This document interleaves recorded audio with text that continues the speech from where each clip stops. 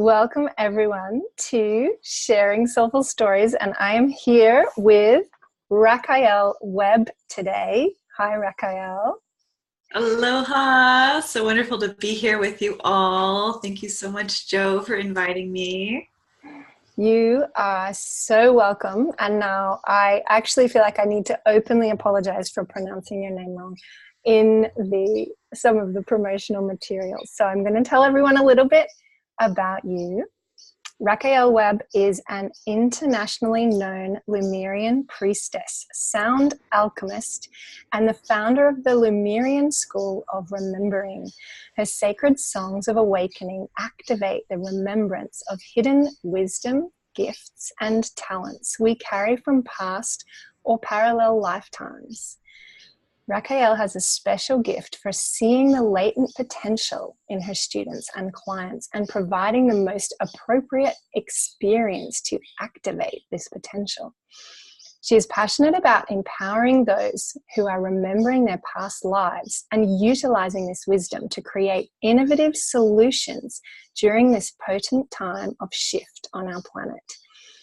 Her work with creatives and entrepreneurs allows them to find the clarity and the courage to share their gifts in a way that is both authentic and profitable. She believes in the power of community to create social change and helps her clients to increase their influence through social media. Rakai'el is a certified heart math mentor, clairsentient astrologer, business coach, a doctor of metaphysics with a master's in traditional Chinese medicine, and a global Coherence ambassador for the Institute of Heart Math. Oh, wow. I'm going to put your links below, but I'm like, oh, I know you relatively well, but I didn't know all of that. So, thank you so much for being here. Welcome, welcome, welcome. Awesome. Thank you. Thank you. I'm super grateful to be here. Oh, and I am so excited to ask you some of these questions because I really feel there's going to be some new perspectives that we're opening to today. And the first question I've been asking everyone is, what does spirituality mean to you? So good. Well, I think for me, spirituality is a connection with the non-physical world. And sometimes that comes in the through way of the physical world. Like that can be through the plants or through the elements, through things that we can see and touch and feel. But that's it's beyond that. For me, spirituality is that like deeper connection and that deeper conversation that we can have with the non-physical reality, and that non-physical reality includes the supreme consciousness of all that is working through us and working through the plants, working through the elements, working through the wind that blows your hair as you take a walk. And there is just this beautiful and elaborate and intricate song that we can tap into. And so for me, spirituality means like, I don't even want to say it's like the ability to connect to that. It's just like, I don't know, it's like it is. It is that. And it's like, the music is on, like, are you listening? And so it's not like, are you able to hear it? It's like we all have that ability. So yeah, spirituality is that symphony of cosmic intelligence that is speaking to us at all times. Oh, I love that. I love that description. It's great. And I really love that. The music is on. Are you listening? That felt really potent in itself, just that one line for me. But I wonder, has spirituality always been part of your life, would you say? Wow, I'm getting little chills. They know we're talking about them. I would have to say yes, because I can't remember a time when it wasn't. I was really fortunate. Although I grew up in Kentucky, in a very small town in Western Kentucky in the middle of America, my parents were, they were religious, like, we went to church and everything like that. But I was raised Episcopal, and I feel like Episcopalians and the Episcopal, I don't know what you call it, like sect or whatever, but it's like the section of Christianity. It's a very gracious, in my experience, placement, because it's really close to the deep rituals and ceremony of the Catholic religion, but it's more fluid. It's more open. It's not like, oh, well, if you don't do something, or you haven't done something, or you have done something, then that's it for you. So it was very easy, growing up with that kind of basis, for my parents to also explore other things. It's like my dad had studied world religions, and he kind of like throws himself into particular areas of study. And so I don't remember him studying world religions, but I found all the books about, like, Buddhism and Hinduism and everything. He was raised Catholic, and my mom was raised Methodist, I think. But yeah, it was, and then he was really into Native American spirituality. So it was like, I grew up with this like real, and we lived in a place where we were in a subdivision, but our backyard backed up against like a wood, like woods. And so we were always like, we didn't have cable TV, it was like we would always be outside and playing in nature. And my mom was a gardener. We had many beautiful gardens. We had a really big yard. It was like an acre and a half. And so she had many gardens, and she would always talk about the fairies. And if you're familiar with the song about the lilies of the valley, do you know that one? I feel like my body's saying yes, but I'm not sure that I could sing it if you asked me to. Yeah, I don't know if I can sing all of it. I always like remember it, and then it flutters away, and then I remember it and it flutters away. But it's like, okay. White coral shells upon my garden walk, something path. Anyway, that's like, it was like you would hear the fairies sing, and like, oh, don't you wish that you could hear them ring? That will happen only when the fairies sing. So it's like yeah, I just grew up around her talking about the fairies in the gardens. And yeah, then my dad was brain tanning deer hides in our backyard. We went to a reservation for summer when I was 15, and they were working, he'd been, making prayer ties for a vision quest, and they were both working with the medicine man there. My mom went to Barbara Brennan's workshop on Hands of Lights, and came back and like showed me how to see energy between my fingers. And my best friend and I would take like a necklace with a pendant on it and go out on the trampoline and like hold the necklace above our chakras to like see the energy moving the pendant. So yeah.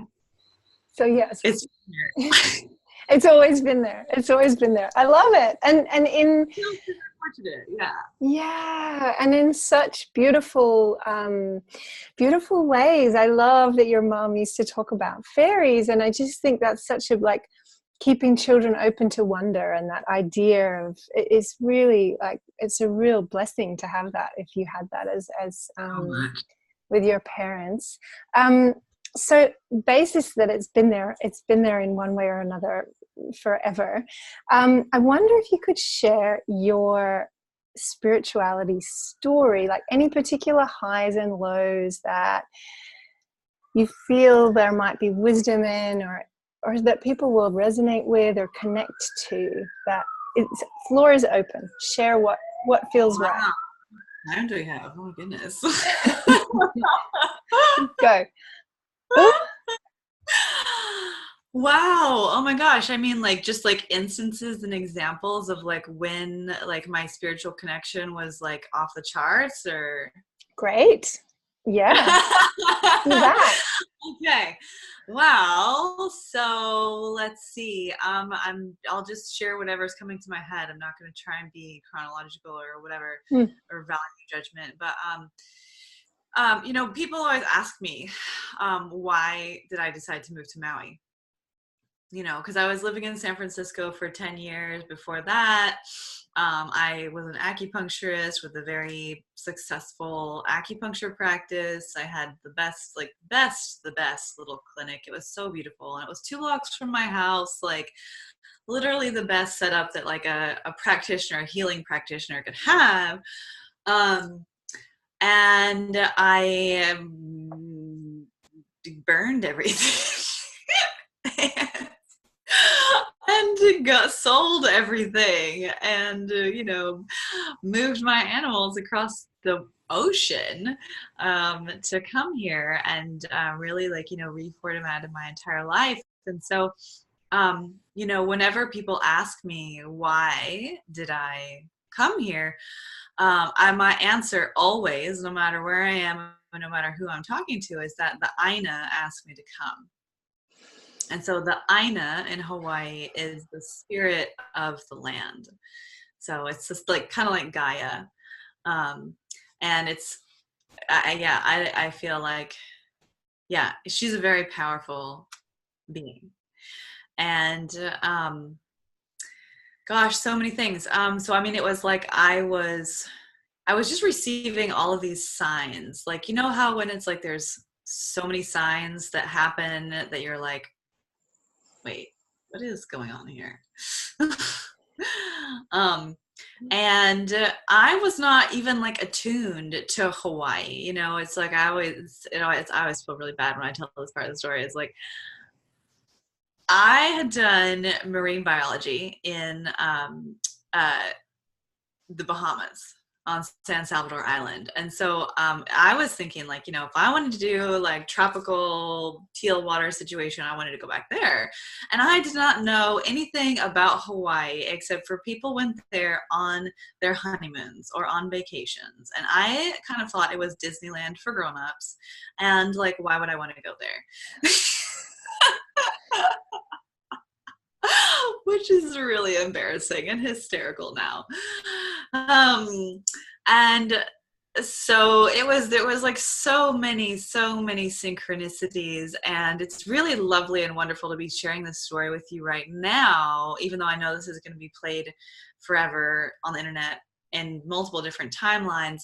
But actually right now, where we sit in this time when we're recording this, it was 3 years ago when I was visiting Maui for the first time. I saw that in my photos the other day. Wow. Yeah. So but backing up, it was like, you know, and this is just synchronicity, right? It's like it can happen to anyone, but it was like this really loud spiritual connection was coming through.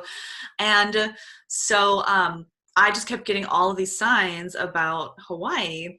And then finally I got like a piece of physical mail that was inviting me to Maui to come to their new beachfront property that was this all-inclusive package with cocktails and golf. And I was like, it was a price that I could afford. And I was like, well, I don't need cocktails and golf. Like, well, but if that's what it looks like, then I'm down, you know, I'll go. And so I just said to the universe, okay, like, you know, I'll accept. Like, I see your invitation literally coming in the mail. And at that point, it's like when you've had so many signs happening, and then it's like it turns into the physical reality. Because I was dreaming about a place with like red dirt and waterfalls, and like I didn't even know that existed. I was like, I just know of Georgia, and there aren't any waterfalls that I know of in Georgia. But I was like, what is this place? But I would later find those waterfalls in Hawaii. But I was just like, okay, the angels are sending me physical mail. Like, I better pay attention before they hit me over the head. You know? So I was just like, okay, I'm down. Like, show me how it's going to happen. Like, well, I'm game. What's going to happen? And so I thought it was going to happen one way, and it didn't work out. And then my ex-boyfriend texted me, and he was like, he had lived on the Big Island for a couple years and then moved back to Kentucky. And then he was texting me and saying, I'm going to move to Maui and I'm going to come through San Francisco. You know, we should hang out. And I just would text him back and I was like, I'm coming with you. I have an assignment. So it was around this time that I was just learning about Lemuria, and I had heard about Atlantis before, but that was coming through. So at the local crystal shop, witch store in San Francisco, I found some Lemurian crystals, and I was like, okay, great, I'll take these. And so I went on this like mission, you know, to the Big Island, and you know, followed my intuition. We camped on different beaches and different places. And like, he was very supportive about, we can go wherever your intuition is guiding you. And invariably it was like, you know, we would roll up to a spot at night and he would be like, okay, use your intuition, pick where we're going to have our tent. And then we would have crazy dreams and then wake up the next morning and get out of the tent. And it was like, no trespassing, sacred sites. It was like, oh, okay, got it, right. So I went on this whole mission. I took my Lemurian crystals and planted them in sacred places and did meditations and everything. And I came back and I was like, okay, great, you know, check, mission complete. I'll go back to my life now. And then this is what I talk about. Like, you know, when I was saying like, what is spirituality? Like, this is it. This like, listening to the song and engaging with it, not just like letting it you know, overcome you, because I do think that there are particular, you know, our soul has particular initiations that we need at particular times. And so, you know, yeah, it was like at first the signs were coming in the form of little things here and there and in my dreams and in conversation and whatever. And then when it got to be a physical piece of mail, I was like, oh dear, I know how this works. This is serious now. So that is that, you know, spiritual conversation. So yeah, making a long story short, it's, I went there, did my thing. I was like, okay, great. That's it. I did my job. Okay. And then 3 months later, the sign started. I was just there, you know? Yeah. Sorry, I lost you for a little bit. I think we just lost that when the signs came again. Okay. We're back. Yeah. When the signs came again, I was like, what do you guys want? I was just there, you know, like, why is this happening again? I thought I did my stuff, you know, did I not do a good job? What's going on? And so they just started coming again and again. And then this time I was walking my dog in San Francisco and it was recycling day. And so sometimes there's trash that floats along the sidewalk when that's happening. So there was this little piece of newspaper following me. And I was like, that's weird. And I kept walking. And then it kept following me. And then I was like, this is a piece of trash. Like, I should probably pick it up. And I kept walking. And then it kept following me. And I was like, all right, what the hell? What is this? And so I picked it up. And it's a full-page advertisement for a hotel on the Big Island.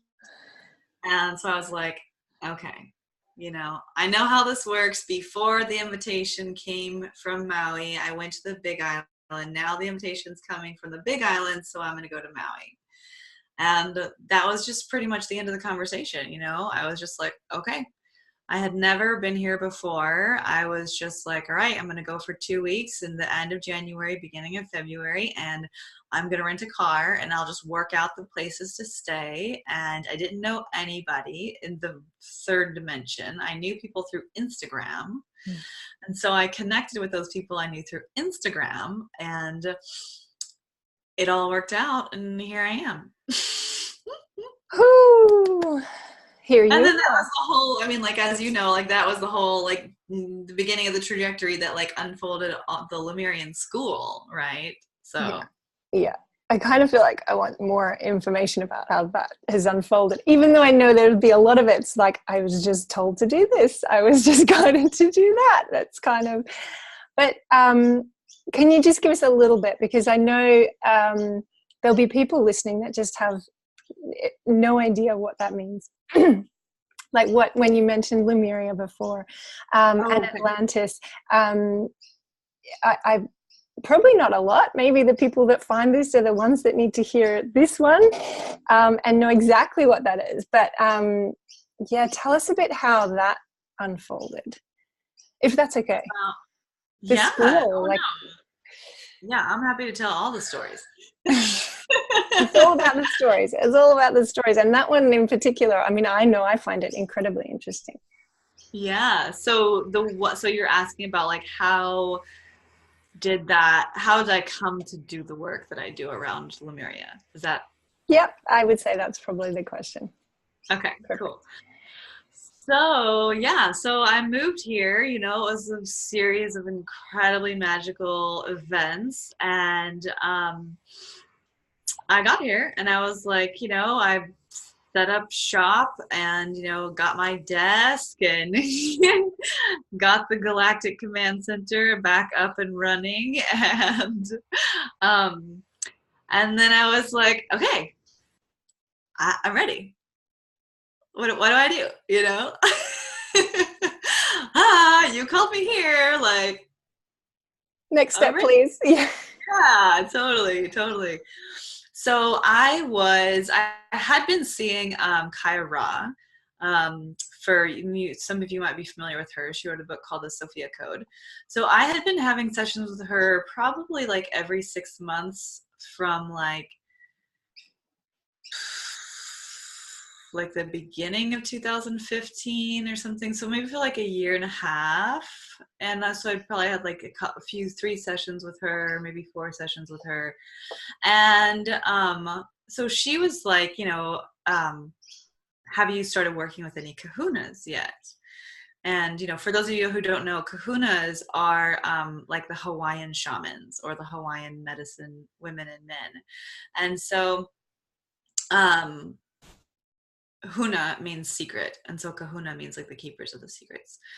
And so I was like, no. And, so she was like, gave me the name of this woman. And I was like asking on the beach, like, not even sure if I was pronouncing her name right. Do you know this auntie? Like, okay. And then she sends me her email or her website. And I was like, oh, it's a savvy auntie. Like, okay. And so I go to her website and she's on the Big Island. And so I see in one of the pictures that she has that the photo credit is by Lee Carroll. And Lee Carroll is the man who channels a being, an angelic collection of energy that is called Cryon. So it's kind of similar. Most people are familiar with Abraham Hicks and like Abraham and Esther. So it's like Cryon and Lee Carroll. And so I was like, whoa, this is amazing. This like Hawaiian elder. And then like, I've been listening to Cryon for years, and Cryon talks a lot about your inner communication to your body, the wisdom of your cells, activating your multidimensional DNA. And he also talks about past life imprints that are encoded into our DNA, specifically past lifetimes from Lemuria and from the Pleiades. So I was like, fantastic, this is going to be great. So I have my first session with her, much like this. She's in her living room on the Big Island, and I'm here. And I don't even know if I had the opportunity to like say like I was guided to move here and now I don't know what to do. I just remember it was very fast in our time together when she just looked at me and she was like, you are a Lemurian priestess and you've been called to this land to retrieve your past life memories from this land. And I was like, right. You probably say that to everybody. Like, you work with Cryon, like everybody's from Lemuria, fine, we're all awakening. Like, yeah, for sure, whatever. I'm on it. Yeah, okay. And she was like, no, you need to hear me, a Hawaiian kahuna, telling you that you are a Lemurian priestess. And I was like, oh. So so we went through many things, and there was lots of homework for me to do, and so I went on my own kind of scavenger hunt, a metaphysical, metaphorical, but physical, like scavenger hunt, and she was like, you need to walk on the earth with your bare feet. You need to get into as many different sacred sites and places as you can on this island, on all the islands, and allow, give your cells permission to receive the information that's encoded into the earth that is from the times in which you were there.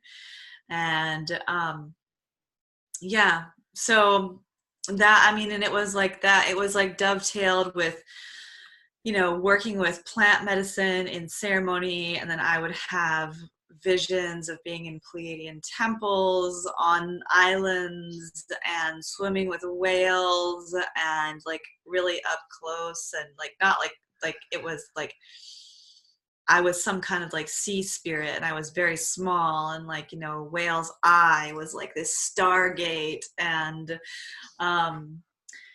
so they just, it was like so many dreams. And like, even before I even moved here, it was like I was having these dreams where I was part of a film crew and we were making a documentary about the land. And my dad was there, and then I went over to kind of like do a little interview. Someone was interviewing me, and then that ended, and I was just sitting on this stone wall overlooking these fields, and there was like a female spirit that came, and she went like this over me, and I heard the words Kama Aina, which at that point I didn't know what that meant.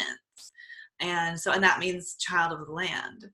And so it's just like there's just been so much magic. And so then I feel like that in my experience of being tapped into a collective, through Instagram specifically, being tapped into a collective energy field of many, thousands of other human beings, whatever I'm experiencing in my own personal journey, whenever I talk about that, there are invariably so many people who are like, oh my god, it's me, I'm doing that too, over here, okay. And so I was just like, well, if I'm having this journey and this practice of remembering and like finding parts of myself, then I know other people must have too. And this was also timed with like the collapse of one business model that I had, and then the rise of another business model. And so at that time I was, I'm a Capricorn. I like business and I like strategy. And so I like talking to other people about that and helping them with that. And so I was really trying to go down like a spiritual business route. And it was a giant fail. And I had this program and people were unhappy and they were leaving, and it was a whole snafu. And simultaneously, I knew, I could feel it. I was like, each person that leaves, it's like the angels are throwing another log onto the stream of the course of my life, and they're redirecting. I didn't know where it was going or how it was going to happen, but I could feel that it was like I was being blocked and blocked and blocked and blocked. And so I was like, okay, well, we'll see what else is up there. So at that time, a student of mine came to visit Maui, and she invited me to go on a snorkeling trip. And her partner was a free diver, and he really wanted to go on a specific tour that would go to the sunken crater of Molokini, which is a crater off the coast of Maui that looks like a crescent moon. And and he wanted to go on a specific tour because it was one of the ones that went to the backside, because not all of the tours go to the backside of the crater. So we go back there, the waves are hella big. It was so scary. And they were like, okay, so here's this crack in where the cinder has been stacking. And there's a crack that formed as the crater was being created, and it collapsed. And so there's actually this 250-foot drop that goes down underwater. And so when the waves come here and they're crashing on the sides, because there's a drop, there's nothing for them to press up against, so it just creates this surge. And so they call it the elevator. And so literally it like lifts you up about 11 feet and then drops you back down 11 feet. And now only this time I'm telling the story that I realize it's the number 11, right? Which is illumination. Like, oh, there's that piece. Okay. So my friend is preparing to jump in the water. I was like, no, I'll pass. Thank you very much. You guys go have fun. And then I see her getting in the water and I'm like, oh, shit. Okay, fine. Okay, I will go. So we get in and it's so intense. Like you don't even have to, your face is not in the water. You're just not even treading water. It's just holding you like about 3 feet in front of the rock wall. And on either side, there's waves just smashing up against the other sides. And it's just lifting us up and then dropping us down. And it was a very, very intense experience. And after a while, they were like, okay, the waves are getting too big. And, you know, we're going to have to, like, you guys get back on the boat. And I was, like, completely altered.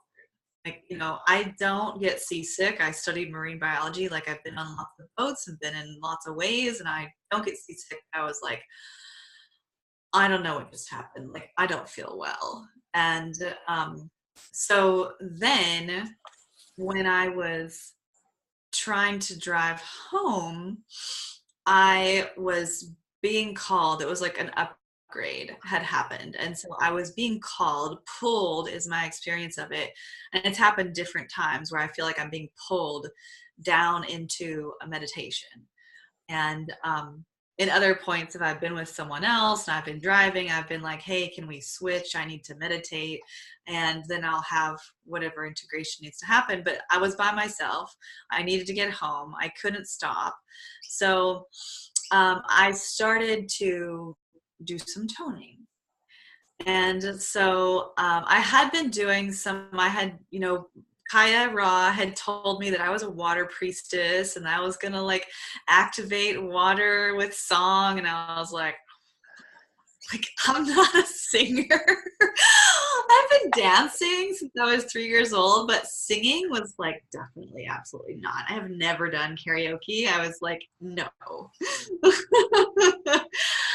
So flashback to a couple of weeks before, I had been in a singing workshop with a friend, and I had told her, I was like, this is going to sound super weird, but you know, I have this person who tells me that I'm supposed to start working on my voice and singing to the water. And my experience is that there are these like extraterrestrial tones that I'm supposed to vibrate my voice to produce. And I like physically don't know how to do that. Like, I don't even know where that would come from. Like, I don't know how to access that muscle in my neck. I don't know. So flash forward, I'm driving home, being called into meditation, trying not to fall asleep. So I just start toning to keep myself awake. And then I start just going like this on my throat. And then instantly, all of a sudden, I just knew how to do it.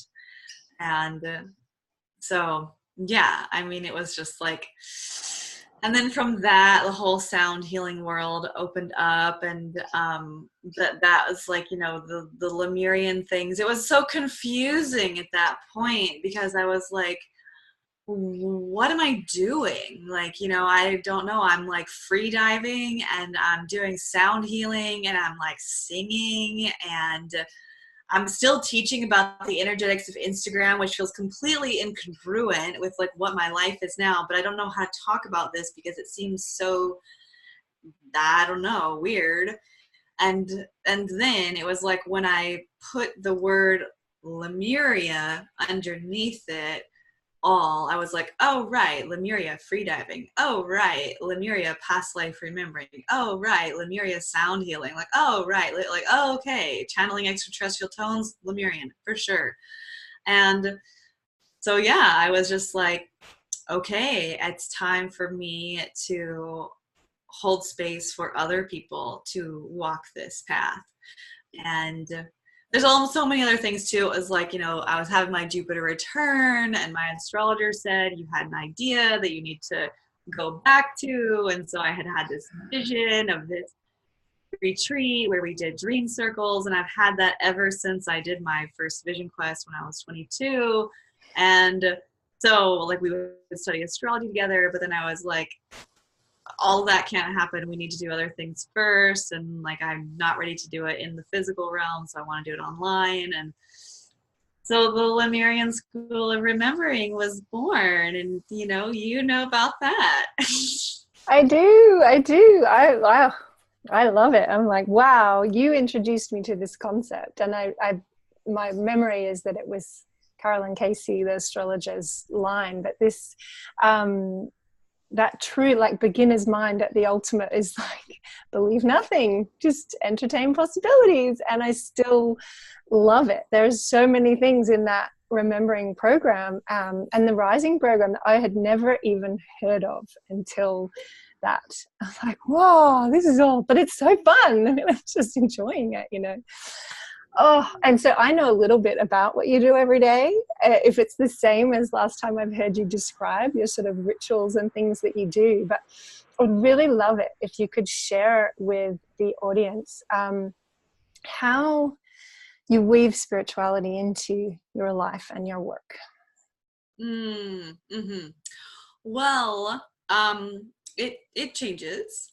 And I think right now I'm like still so riding the waves of that Capricorn new moon and like, you know, the beginning of the new year. And so I'm like super, like disciplined and structured in how all of this happens. And it's not always like this. And, you know, it definitely takes a lot of, chutzpah to have this much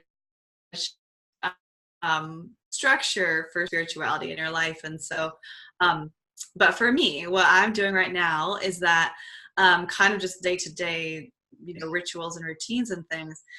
So I wake up, and for me, I have the luxury that I have, you know, been able to craft a schedule. I don't have kids, and so I can have more of like a really intentional, like focused structure about how I need to run my day. And so I know this won't be, people won't be able to replicate this, not everybody. But for me, what I do is that I wake up about 6, and then I know that I need whatever time I wake up. If I need like 6, 7:30, whatever, I need an hour to just like land. So in the first hour when I wake up, I get up and I have my lemon water, which is kind of like anchoring, like kind of clearing away anything that was processed in my dream state that needs to be cleansed. And I feed my animals. I have a dog and a cat, so I take care of them. And then I sit down and I write down my dreams. If I can remember them that morning. You know, I've been recording my dreams since I went on the vision quest. So since 2013, 3. So for a long time. And for me, I feel like that it's really, really important for me to record my dreams because it makes, like, in my opinion and in my experience, like spirituality and like that connection and that conversation to the multidimensional world shouldn't be overwhelming. And it's like, you know, like your guides shouldn't have to yell at you. And it's like, you can, if you provide space and time, it's also almost kind of like that dream time recording, like when I'm writing down my dreams, it's like I'm having office hours, you know, with my dream space. And so it's like, oh, like, you know, automatic writing, maybe it's dreams, maybe it's channeling, but, you know, like whoever wants to have a conversation, if it's from the dreams or from past lives or from my grandmother who passed away, you know, it's like, this is your time and space. And so when I make that time, then I'm not like woken up in the middle of the night at 3 a.m. because someone has to get my attention or something has to get my attention. It's like I have a space for them. So, and then, you know, if nothing's coming, then I get up and I have a little altar where I have different things for all the elements. So it's like I light a candle, and it depends on how much time I have. It depends on how stoked on this ritual I am. I do it all every day, but I go through varying levels of stokedness with it.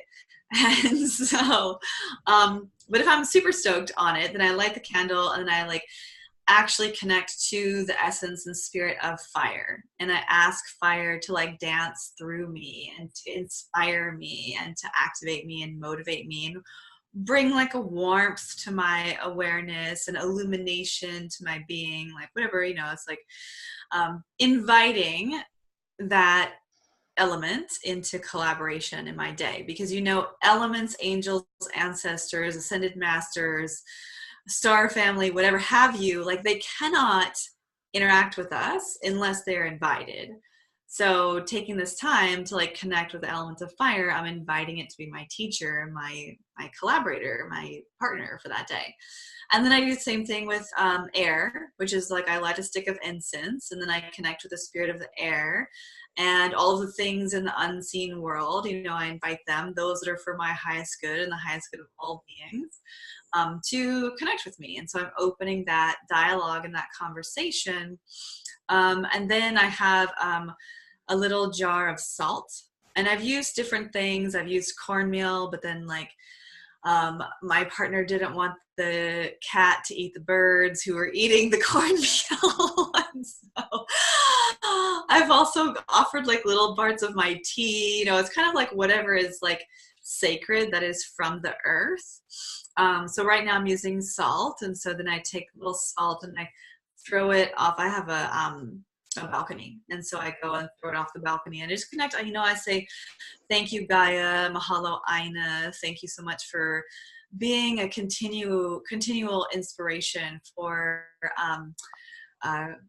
co-creation and for collaboration and mutual support and endless abundance and supreme beauty and for ease creation. And then I have a little jar of water that I've had from the night before, or from the day before, and then I offer that water out to the land, and then I go back and fill that water up again, and then with my breath, you know, I'm steaming it up and I'm connecting my water with this water and asking the water to, you know, answer my prayers, to bring me information, to teach me about multidimensional states and fluidity and unconditional love through emotional fluidity. So all kinds of things. So I do that. And then 7 o'clock, that's all like in an hour. And then 7 o'clock, right now I'm doing a 40-day Kundalini meditation. So right now at 7 o'clock, I am on my mat and I'm doing 40-day meditation challenge. I love Kundalini yoga. It's been so activating for me. Dragon serpent medicine. So I do that, and yeah, and then I I have my breakfast. I'm usually reading about astrology during my breakfast or reading my oracle cards that I picked. And yeah, and so that's kind of like my morning routine. And I don't know, like throughout the day, it's like, I mean, it's everywhere. I mean, there's a dragon right there. There's an octopus there. It's like there's crystals everywhere. This is actually my astrology chart right here. This was a channeled piece of artwork that a friend did that's a key to another dimension. It's like those are my essential oils. There's ascended masters everywhere. It's like I live in a star temple and I made my life that way. And I'm, doing everything that I can to bring heaven to earth it and breathe it as an integrated part of my life so that I can be that living example of what is possible for humanity. In a nutshell. In a nutshell. Nothing really. Nothing really. Just this little tiny thing. Awesome. I love it. And I love it, just playing with it and being open to it. And who knows, like experiment with it. What I had was a question for people about whether you had any advice that you would share for somebody who is curious to begin their own exploration. Yeah. Yes, these people are my favorite. For sure. I think definitely following your intuition, it's like really trusting that, you are guided and that, whatever, there are no wrong decisions, right? You cannot make a bad choice or a wrong choice. That there might be lessons that come with that choice, and those are all right and appropriate, when you see the bigger picture. But to just to like first start with like, I am connected, I am guided, my intuition is a valid thing for me to trust, and also to be like really really in integrity. Of course it's like, oh, my intuition guided me to eat a whole box of cookies. Like, no, it didn't. Your intuition guided you to eat 2, and then you just went past and just over and beyond, and now you feel sick. And it's like, that's not being in integrity, right? It's like that's overriding.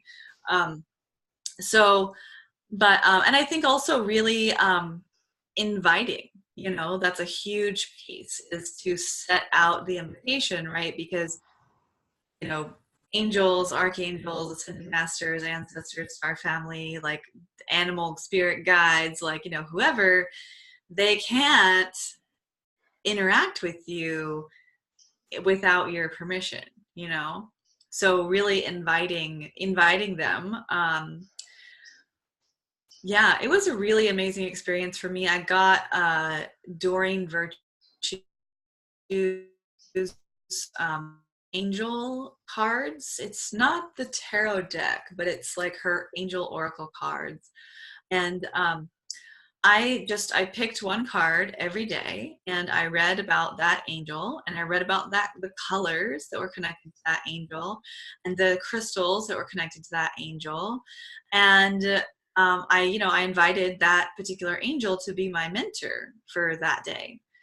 And then when that was done, when I didn't pull the same card twice. So then when I had mentored with a particular card with a particular angel, I would put that card to the side, and I didn't pull it again until I was done with the whole deck. And that's generally how I use oracle cards when I first get them, is that I want to like really know each card. So I was doing this like angel mentoring self-guided study course and I started seeing, like if it was Archangel Michael, then I would see blue lights, and then if it was Archangel Ariel, then I would see pink lights. Like, I'd be brushing my teeth and there would be like a pink, not like a sphere, but just like a pink circle that's just like, like when you look into the sun or a reflection off of the car, and then that like light kind of, or a flash, you know, it stays in your eyes. But it was like that, but there was no light, you know, it was no source that it was coming from. It was just this blue light, or this pink light, or a yellow light, or one time it was a rainbow light. And I was like, ooh, who's that? And so then they started communicating, and then I'd have to go look it up to see who that was. And then I made a chart so that I could like get it out, like, okay, because there's, you know, but anyway, so it's like making it fun and making it a game. And sorry, we've got a guest. Let me just, okay. So yeah, so just make it fun, you know, like whatever game you want to play with, whatever, you know, oracle cards, or making up a ritual, or working with crystals. There's so many different ways, but I think like the main thing is just to set that invitation, you know, to open up to be more magic coming in, right? And yeah, exactly what, you know, that quote from Caroline Casey is like, you know, believe nothing, entertain possibilities, you know. And if you're just starting out on your journey, know that it's an experiment, and you know, you just gotta, you know, be a neutral data collector for your experiment with your hypothesis that there is a connection to the spiritual world and you want to explore it, and then have fun. Yay! Yes, permission granted. Invite them in. It's awesome. I love that. Thank you so much. Thank you so much. So what I do want to just add is, so for anyone that's found what you're talking about super interesting and wants to discover more or learn more, how can they find you? Where do they go? They can go to soulstarmedicine.com, and I'm also Soulstar Medicine on Instagram. I am on Facebook at Soulstar Medicine, but I'm not on there very often. Definitely Instagram is where I'm at more, and the website is for sure the best spot.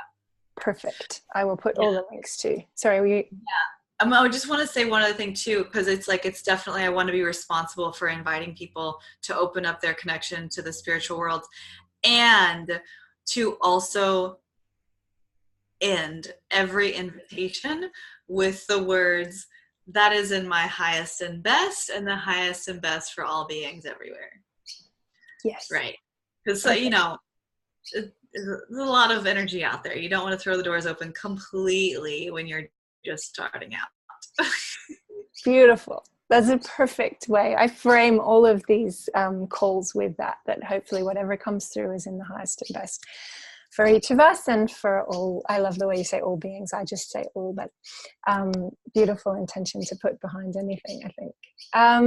Thank you so much for being here. I loved all of that. I'm so glad I asked you about how the Lemurian thing unfolded, because I know we've gone quite long, but it was so much good, juicy, fun, interesting stuff in there. So I'm so glad that that you were able to share all of that. Yes, me too. Thank you so much for having me. It's been so wonderful to connect with you, and to connect with everyone who is ever seeing this ever. I feel you. I'm so grateful that you are exploring on this journey, and I am just sending you so many blessings on your path. And yeah, definitely here as a support, as a sister, as an ally for you. Well, I can't complete any more perfectly than that. Let's end it there. Thank you so much. Thank you.